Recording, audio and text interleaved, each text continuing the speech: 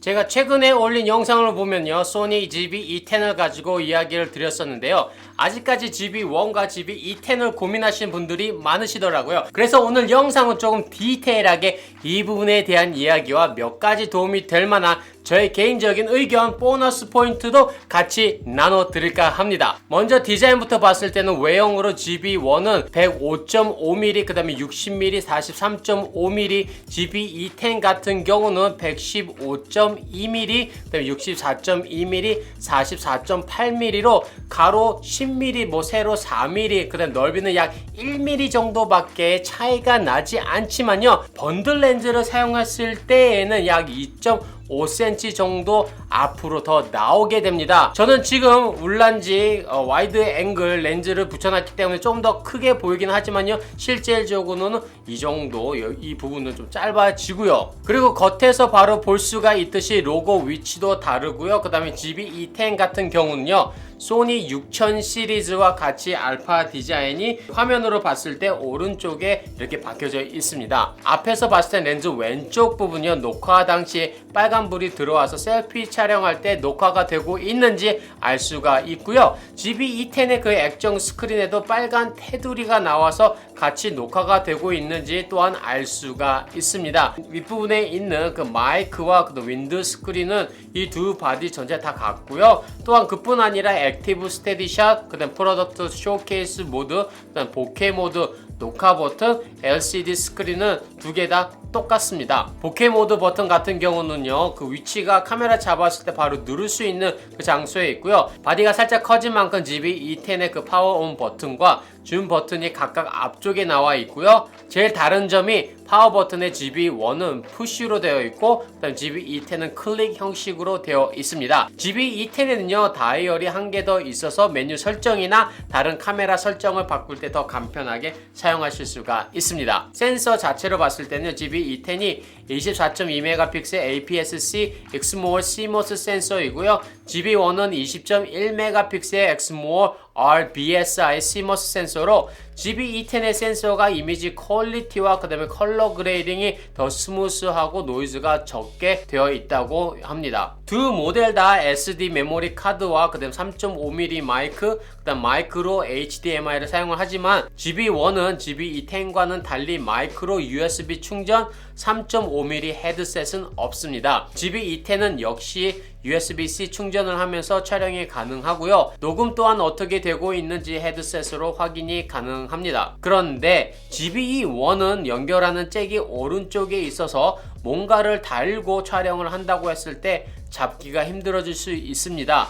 반면 GB-E10은 그 반대편에 있는데요. 그래서 마이크나 USB-C를 연결할 경우 셀피 스크린에 조금 방해가 될 수 있지 않나, 그렇게 생각을 또 해볼 수가 있고요. 영상으로 봤을 때는 두 바디 다 거의 같다고 보시면 됩니다. 두 바디 다 4K 30프레임, 그 다음에 1080p로는 120프레임까지 촬영이 가능하고요. 촬영 시간으로 봤을 때는 4K 촬영 시 촬영 리밋이 없다고 합니다. 그런데 4K 30프레임 모드에서 테스팅을 해봤는데요. 그 결과 오토 파워 오프 템프 모드가 그 스탠다드일 경우에는 4K 30프레임에서 GB1은 약 한 5분, 그 다음에 GB-E10에서는 리밋에서는 꺼진 것이 아니라 발열 때문에 약 한 20분에서 꺼졌습니다. 반면에 오토 파워 오프 템퍼레처 모드를 하이로 하고 1시간 후 어느 정도 카메라를 팬으로 정말로 푹 식혀줬어요. 식혀준 다음에 4K 30프레임으로 찍었을 때는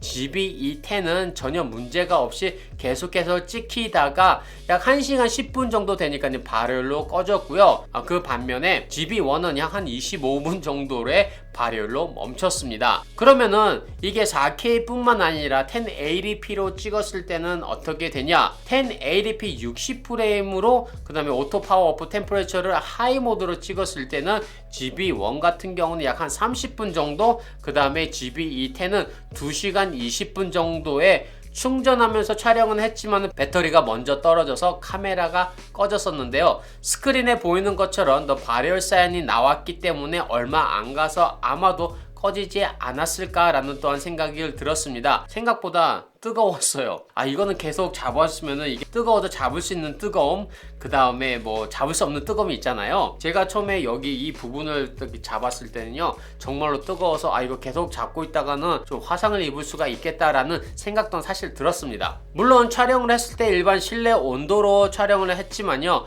촬영 리밋은 여러분의 영상 세팅이나 그 다음에 상황, 온도에 따라서 달라지기 때문에 오늘 제가 말씀드린 부분은 그냥 그랬었구나 라고만 알고 계시고요, 상황에 따라서 좀 더 촬영 시간이 길어질 수가 있고 더 짧아질 수 있다는 것만 또 이렇게 이제 알고 계시면 될 것 같습니다. 물론 오디오 테스트도 같이 해봤는데요, 밖에서 나가서 윈드실드 EC 그 다음에 없이 녹음을 해봤습니다. 지금은 윈드실드 없이 GB-E10 그 다음에 GB1 오디오 테스팅 중입니다. 지금은 윈드실드 없이 GB-E10 그 다음에 GB1 오디오 테스팅 중입니다. 여러분의 구독과 좋아요, 알람 설정은 채널 성장에 큰 도움이 됩니다. 확실히 두 카메라가 다 윈드실드가 있는 것이 주변의 그 바람 소리를 막아주는 것을 실제로 이게 느꼈지만은 두 카메라가 오디오가 그 다음에 마이크가 같기 때문에 별 큰 차이는 느끼지 못했습니다. 오토포커스 테스팅에서는요, 스펙상으로 보면은 오토포커스 포인트가 GB-E10은 425개,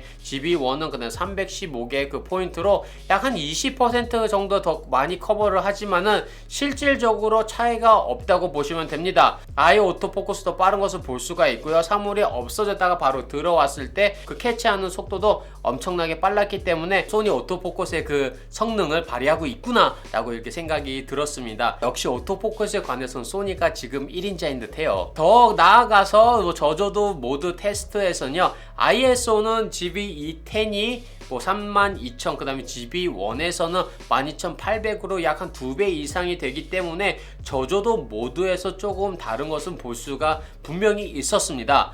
조리개 4에서 같은 셔터 그 다음에 같은 ISO로 촬영을 했을 때 확연히 GB-E10 쪽이 저조도 모드에서도 조금 더 자세도 환하게 찍히고 또 노이즈도 조금 적었던 것 같습니다. GB-E10의 그 크기를 보고요, 10mm 정도니까 얼마 차이가 안 나네 라고 생각을 하실 수도 있지만요, GB-E10에 관해서는 렌즈 크기 또한 생각을 하셔야 한다는 거 꼭 구매를 하실 때 기억을 해 주시고요. 어떻게 보면은 미러레스 카메라 대 그 다음에 똑딱이 카메라 비교라고 이렇게 할 수가 있습니다. 그래서 지금 많은 분들이 GB1과 그 다음에 GB-E10 두 카메라 중 어떤 게 좋은 카메라인가요? 그렇게 여쭤보신 분도 계시고요, 그렇게 생각을 하고 궁금해 하시는 분들도 계실 거예요. 그런데 저는 이 질문에 대해서 조금 이 질문 자체가 좀 잘못되지 않았나 라고 생각을 합니다. 이 두 카메라를 비교해서 어떤 게 더 좋고 어떤 게 나쁘냐가 아니라요, 나에게 어떤 카메라가 더 맞느냐, 그게 제일 중요한데요. 첫 번째로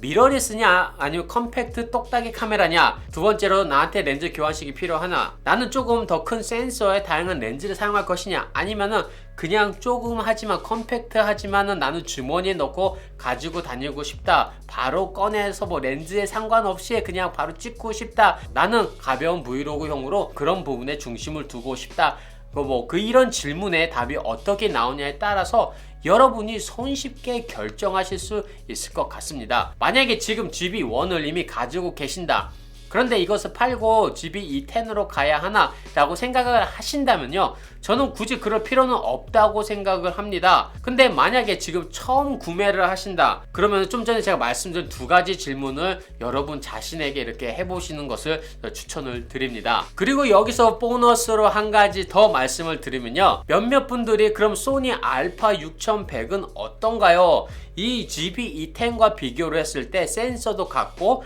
오토포커스, 심지어는 뷰파인더까지 있는데 어떤 것을 사야 하나요? 라고 여쭤보실 수도 있습니다. 일단 결론적으로 말씀을 드리면요, GB-E10을 구매하시라고 말씀을 드리고 싶어요. S로그 그 3로 인해서 더 클리어한 오디오와 더 다양한 컬러 그레이딩 옵션이 있고요. 저는 스위블 스크린, 그 다음 보케 모드, 프로덕트 쇼케이스 모드까지 있기 때문에 조금 더 GB-E10의 메리트가 있지 않나 그런 생각을 해봅니다. 오늘 영상은 여기까지고요. 오늘 영상도 시청 감사드리고 더욱더 많은 카메라 소식과 장비에 대해서 알고 싶으시다면 구독과 좋아요, 알림 설정 눌러주시고요. 댓글도 많이 달아주세요. 그럼 다음 시간에 또 다른 영상으로 여러분께 찾아뵙겠습니다. 감사합니다.